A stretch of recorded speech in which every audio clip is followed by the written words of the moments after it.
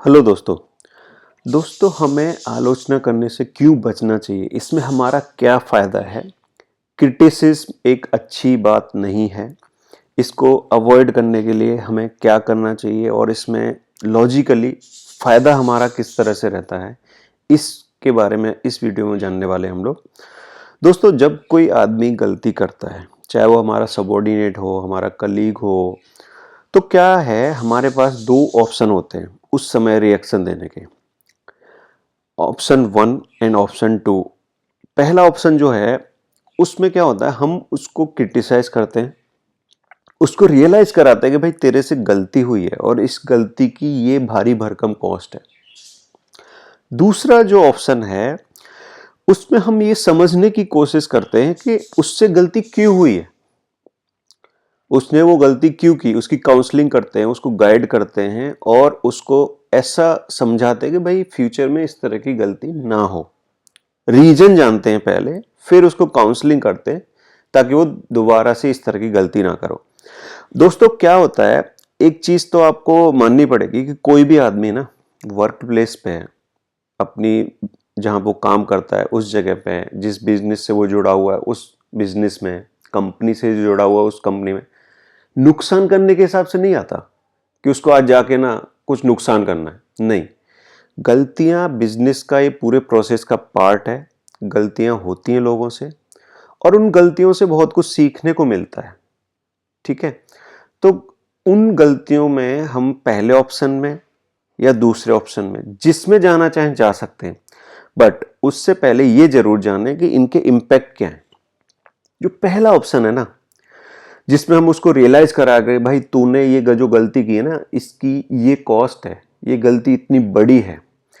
इसमें ये बंदा जो जिसको हम रियलाइज करा रहे हैं कि तेरे से ये गलती हुई है, ये इमोशनली ब्रेक होएगा।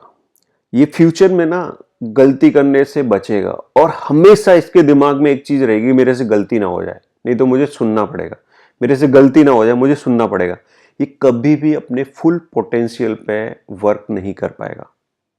ठीक है, वहीं दूसरी ओर अगर हम ऑप्शन 2 के अप्रोच रखते हैं, तो ये जो बंदा है, ये जो कैंडिडेट है, ये क्या करेगा, ये इस चीज को ध्यान रखेगा आगे कि मेरे से गलती ना हो, बट ये अपने फुल पोटेंशियल की तरफ लगातार आगे बढ़ता जाएगा काम करने के लिए। इमोशनली स्ट्रांग होगा, ये जो गलती हुई है ना उससे इमोशनली स्ट्रांग होगा, वर्सेस पहले केस में वो इमोशनली ब्रेक होगा। ये इमोशनली स्ट्रांग होगा और अपने धीरे धीरे अपने पोटेंशियल, फुल पोटेंशियल की तरफ एक्टिवेट हो जाएगा। ठीक है, तो ये चीज हमें ध्यान रखनी है। लोग गलतियों को ज्यादा याद रखते हैं और जो अच्छे एक्शन लेते हैं, अच्छी एक्टिविटी जो करते हैं ना लोग, उसको कई बार नजरअंदाज कर देते हैं। इसका इफेक्ट क्या होता है पता है, ये कल्चर जो है ना, ये कल्चर कंपनियों को डुबो देता है। अगर आप बार बार क्रिटिसाइज कर रहे हो, आज इस बंदे को, कल दूसरे बंदे को, तो कल्चर ऐसा रहता है कि वो इंडिविजुअल जिसको हम क्रिटिसाइज कर रहे हैं वो कभी भी अपने फुल पोटेंशियल पे काम नहीं कर सकते। उन्हें हमेशा गलती ना होना वही संभालना रहता है कि गलती ना हो जाए, गलती ना हो जाए। और इसका इफेक्ट ये रहता है, इंडिविजुअल की वजह से फुल कंपनी कभी फुल पोटेंशियल पे काम नहीं कर सकती। जिसकी उस मतलब जिस कंपनी की फुल कैपेसिटी है ना, उस कैपेसिटी पर रन नहीं हो सकती। डंडा मार के, डांट फटकार के रन हो सकती है, बट लॉन्ग टाइम सस्टेन नहीं हो सकती। ये भी ध्यान रखना। आप एक क्वार्टर में डांट फटकार करके एक प्रॉफिट कर सकते हो, बट अगर कल्चर डांट फटकारने वाला है, आलोचना करने वाला है, तो वो लंबे टाइम नहीं चलने वाला। बहुत सारे इतिहास में एग्जाम्पल हैं, आप उनसे ये सीख सकते हो, देख सकते हो, समझ सकते हो। ठीक है, तो हमें क्रिटिसाइज करने से बचना चाहिए, लोगों को आलोचना करने से उन्हें समझाओ, गलती हुई है उसको समझाओ, क्यों हुई है उसका एनालिसिस करो, वो ज्यादा अच्छा है। फर्स्ट इंफॉर्मेशन से कंक्लूड मत करो कि इससे गलती हुई है।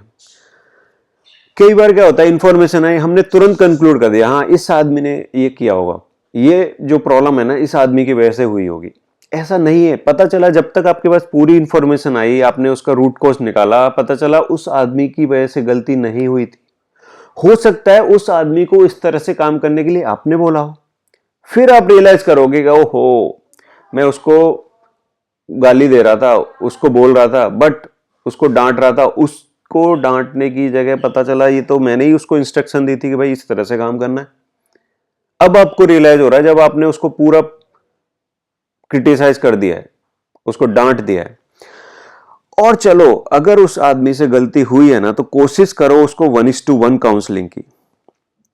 ठीक है, पब्लिक के बीच में उसको इमोशनली ब्रेक मत करो, उसको क्रिटिसाइज मत करो। क्योंकि क्या होता है, इमोशन ऑफिस तक सीमित नहीं रहते, ये घर तक जाते हैं, घर पे भी दिक्कतें होती है। अगर इमोशनली डाउन बंदा घर जा रहा है ना, तो घर पे भी वो फैमिली के साथ डिस्टर्ब रहेगा। ठीक है, उसकी वजह से फैमिली डिस्टर्ब रहेगी। बहुत बहुत कम लोग होते हैं जो इमोशंस को वर्क प्लेस पे छोड़ के जाते हैं, घर जाके पूरे मतलब चेंज बिहेवियर वाले रहते हैं। नहीं हो सकता ऐसा, बहुत रेयर केस में होता है। तो पब्लिक प्लेस पे उसको मत डांटो। आपको अगर उससे गलती हुई है, उसको बताना है, समझाना है, 1:1 काउंसलिंग करो। ये आदमी आपकी रेस्पेक्ट करेगा और अपने काम में अच्छे से ध्यान रखेगा। ठीक है, ये इमोशनली ब्रेक नहीं होगा। दूसरा एक चीज और हमें जानना चाहिए, आज की जो जनरेशन है ना, अगर प्रीवियस जनरेशन जॉब करने वाली थी या बिजनेस करने वाली थी या किसी बिजनेस से जुड़ी हुई थी, तो एक चीज जान लो, पहली जनरेशन की नीड अलग थी, उसकी सिचुएशन, उसकी टाइमलाइन, उसकी कंडीशंस अलग थी। वो शायद एक अच्छा घर बनाने के लिए, उसकी ईएमआई भरने के लिए कई बार ताने सुन लेते थे। बॉस ने कुछ बोल दिया, कोई बात नहीं, इग्नोर कर दिया, क्योंकि उन्हें पता है उन्हें जॉब नहीं छोड़नी है, काम करना है, पैसे कमाने हैं, अपनी लाइफ सेट करनी है, घर बनाना है, गाड़ी लेनी है, कई सारी इस तरह की चीज़ें। उस जनरेशन ने वो कर लिया, घर बना हुआ है, गाड़ी अवेलेबल है। जो नेक्स्ट जनरेशन है ना, उसकी नीड पैसा ही नहीं है। पैसा है बट सिर्फ पैसा नहीं है, क्योंकि उसके पास पापा की गाड़ी है। ठीक है, दूसरा अच्छा घर है, घर बनाने का टेंशन नहीं है। तो कई बार जो न्यू जनरेशन है उसको भी बड़े प्यार से हैंडल करना रहता है। आप उसको गाली दे के हैंडल नहीं कर सकते, उसको क्रिटिसाइज करके हैंडल नहीं कर सकते। वो जॉब छोड़ के चला जाएगा, वो तुरंत डिसीजन लेगा और जॉब छोड़ के चला जाएगा। उसे नहीं सुननी उसकी डांट, आपकी डांट नहीं सुननी उसे। वो बिना डांट खाए काम करना चाहता है, काम करेगा, अच्छे से करेगा, टाइम पे निकलेगा, अच्छे से मतलब टाइम पे निकल जाएगा। मतलब ये है, उसे सुनना नहीं है जैसे उसके पापा ने या उसकी मम्मी ने कभी सुना। ठीक है, तो ये नई जनरेशन को भी हैंडल करने के टाइम पे ना हमें बहुत अच्छे से ध्यान रखना चाहिए। क्रिटिसिज्म है ना, हमेशा वापस रिटर्न होती है। ठीक है, किस तरह से बताता हूं। जॉन वानामेकर, इनके नाम से ना काफी सारे स्टोर हैं, इन्होंने बिजनेस शुरू किया था। और ये जो एग्जांपल है मैंने डेल कार्नेजी की बुक से लिया है। इन्होंने बताया था डेल कार्नेजी को एक इंटरव्यू में, मैंने 30 साल पहले ही समझ लिया था कि डांटना बेकार है। मुझे अपनी कमियों से निपटने में काफी दिक्कत है, तो दूसरों की आलोचना करने में समय क्यों बर्बाद करूं। हम अपनी गलती तो सुधार नहीं पाते, हम अपने बिहेवियर को तो चेंज नहीं कर पाते। दूसरों से एक्सपेक्टेशन करते हैं, उनको डांटते हैं, उनकी आलोचना करते हैं कि वो सुधर जाए। ऐसा नहीं होता है। ठीक है, आलोचना अक्सर दूसरों को खुद को सही ठहराने पर मजबूर करती है। ठीक है, इससे कोई समाधान नहीं निकलता। उसकी जो जिस व्यक्ति की हम आलोचना कर रहे हैं, उसकी अहमियत को ठेस पहुंचती है और वो नाराज होता है, और वो कहीं ना कहीं हमें भी उस गलती में साझेदार बनाने की कोशिश करता है। ठीक है, इसी वजह से हम कहते हैं कि आलोचना अक्सर वापस आती है। हो सकता है फर्स्ट इंफॉर्मेशन में आपको लगा कि इस आदमी ने गलती की है, बट थोड़ी देर बाद जब आपके पास डेटा आया, इनपुट आया, तो पता चला आप भी उस गलती का पार्ट हो। ठीक है ना, तो आलोचना सोच समझ के करनी चाहिए, 1:1 करनी चाहिए अगर करनी है तो। सबसे पहले तो उसे अवॉइड ही करो। ये एक फेमस साइकोलॉजिस्ट थे, एफ स्किनर। इन्होंने प्रूव किया था कि अगर बहुत सारे एक्सपेरिमेंट किए थे इन्होंने, कि अगर एनिमल को उसके गुड बिहेवियर के लिए रिवॉर्ड दिया जाए तो वो जल्दी सीखता है और अपनी लर्निंग को लंबे टाइम तक याद रखता है। ठीक है, वर्सेस अगर वो बैड बिहेवियर कर रहा है तो उसको पनिश किया जाए। ये बहुत बड़ी बात है। ये बहुत बार प्रैक्टिकल करके एक्सपेरिमेंट करके उन्होंने प्रूव किया था। ठीक है, तो ये भी कि भाई क्रिटिसाइज मत करो, अच्छे बिहेवियर को अप्रेज करो, उससे ज्यादा फायदा होता है, अच्छा रहता है। और एक एग्जांपल मैं बताता हूं, क्रिटिसाइज ना करना ये बहुत बड़ा कैरेक्टरिस्टिक होता है। फॉरगिव करना ये बहुत बड़ा कैरेक्टरिस्टिक होता है।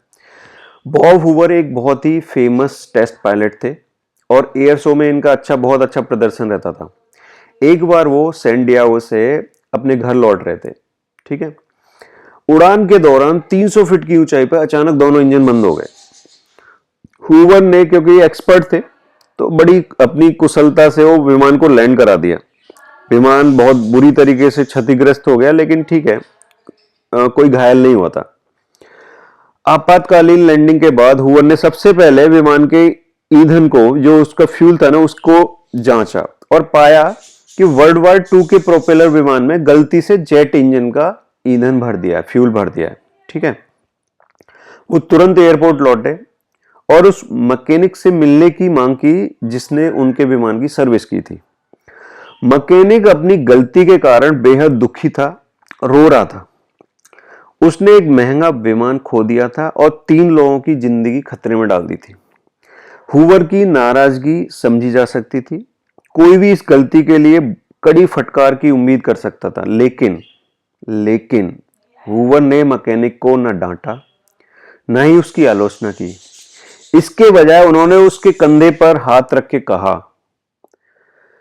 तुमसे यह गलती फिर कभी नहीं होगी। इसका विश्वास जताने के लिए मैं चाहता हूं कि कल तुम मेरा F-51 विमान सर्विस करो। दोस्तों, कितनी बड़ी बात है ये जो लाइन है, इससे पहले उस मैकेनिक की मेंटल स्टेट क्या थी और इसके बाद उसकी मेंटल स्टेट में कितना चेंज हुआ और फ्यूचर में कौन सी चीज उसके लिए अच्छी रहेगी, कौन सी चीज के लिए वो ज्यादा अच्छे से काम करेगा, आप खुद समझ सकते हो। ठीक है दोस्तों, क्रिटिसाइज करने से बचो। अच्छे चीज, अच्छी बात, अच्छी एक्टिविटी, अच्छा एक्शन किसी ने लिया है, अच्छा कुछ प्रोजेक्ट में प्रोग्रेस करवाया है, कोई भी चीज अच्छी, उसको प्रेज करो। उससे आदमी एनकरेज होता है और अपना फुल पोटेंशियल देने की कोशिश करता है, जिससे बिजनेस बढ़ता है। ठीक है, कोई भी, any fool can criticise, condemn and complain, and most fool do, but it take character and self control to be understanding and forgiving. A great man shows his greatness by the way he treat little man. ठीक है दोस्तों आपको video कैसा लगा मुझे comment करके please बताएं, और अगर अभी तक आपने फास्ट लर्निंग फ्रीडम चैनल को सब्सक्राइब नहीं किया है तो प्लीज इसको सब्सक्राइब करें। वीडियो पसंद आया तो लाइक करें, शेयर करें। Thank you.